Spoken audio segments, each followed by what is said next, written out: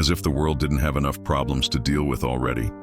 Another conflict that no one expected has just erupted. A gun battle has erupted on the border between Cambodia and Thailand, marking a dangerous escalation in a long-running territorial dispute. In the early hours of July 24th, the two militaries exchanged fire near Tamuintom Temple, an ancient shrine in a disputed border area between the two. Each side accused the other of starting the hostilities. Thailand claimed that Cambodian troops opened fire first, even using heavy weaponry such as BM-21 Grand rocket launchers.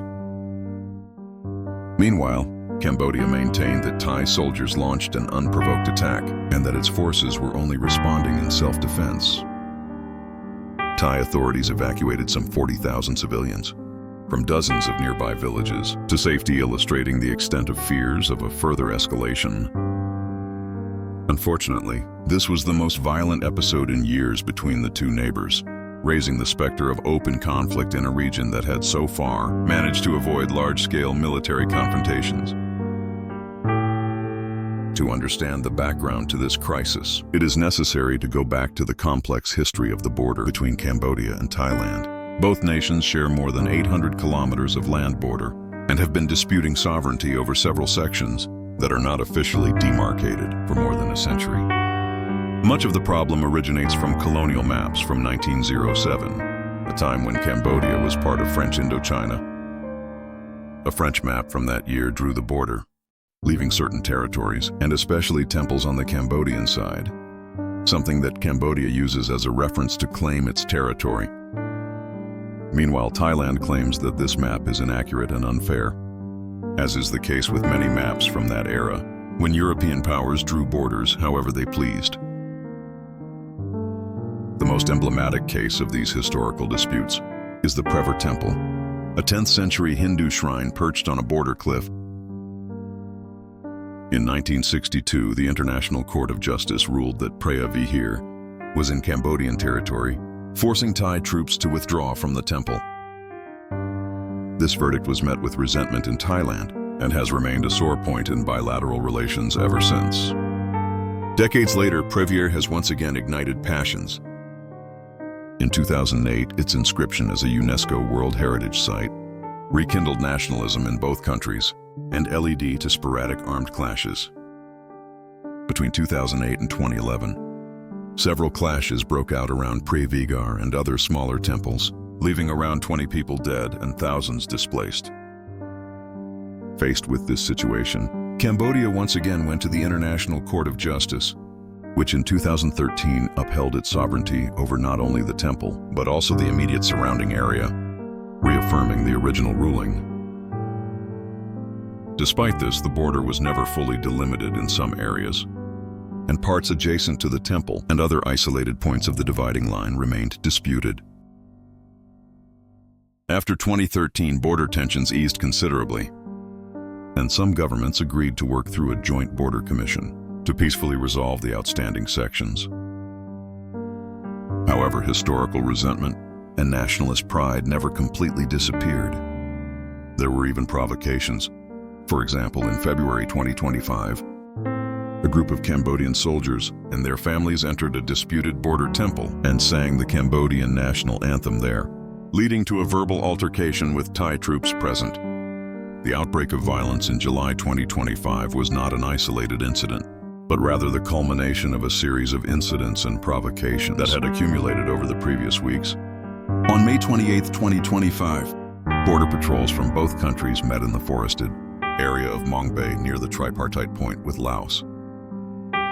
What began as a tense encounter escalated into a standoff that left a Cambodian soldier dead. This fatal clash in May marked the beginning of the current crisis. In the aftermath of the incident, both governments stepped up their military deployments along the border, closed some crossing points, and adopted a more belligerent line in their nationalist rhetoric. While neither state appeared to have openly desired war, they began playing with fire diplomatically and militarily. The situation worsened considerably in July 2025 due to a controversial landmine incident. On July 16th, 3 Thai soldiers were injured. when a landmine detonated while patrolling in the jungle along the border. Thailand accused Cambodia of recently laying new mines on routes that both sides knew were passable, citing as evidence that the devices found were Russian-made PMN-2 mines, a type not used by the Thai military. Cambodia vehemently denied the allegations, arguing that Thai soldiers had deviated from agreed routes and had activated old mines laid decades ago during Cambodia's civil wars. In fact, Cambodia is still littered with millions of mines, left over from past conflicts, and according to the country, does not use these weapons, considering them prohibited. Following the incident, Bangkok announced the recall of its ambassador and the expulsion of the Cambodian ambassador to Thailand, and ordered the closure of several border crossings. Cambodia responded in kind, recalling all its diplomats in Thailand, demanding the departure of Thai diplomatic personnel and downgrading bilateral relations to the lowest possible level. Given this background, an armed confrontation seems almost inevitable. To make matters worse, the detonation of another mine on July 23rd that seriously injured a Thai soldier was the straw that broke the camel's back. Hours later, a direct clash occurred between the two forces on the border, confirming the worst fears. The dispute between Cambodia and Thailand occurs in a strategic area of Southeast Asia, where Laos also converges. This region, known as the Emerald Triangle, combines symbolic cultural and commercial value. It houses a historical legacy that arouses strong, nationalist feelings in both countries. In addition, the area is key to regional trade, as it connects land routes between several countries. The conflict has led to border blockades, affecting the flow of essential products such as fuel and food.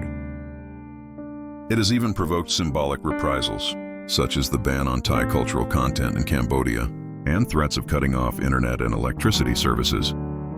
All of this has eroded the economic and social cooperation, built during years of relative peace.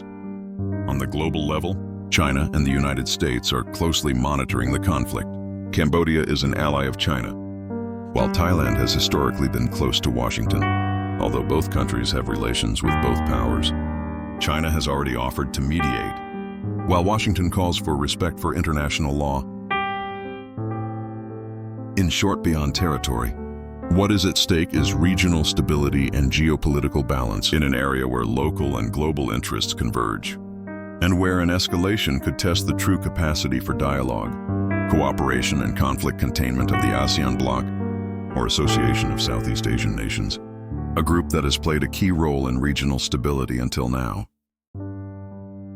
But what do you think about this?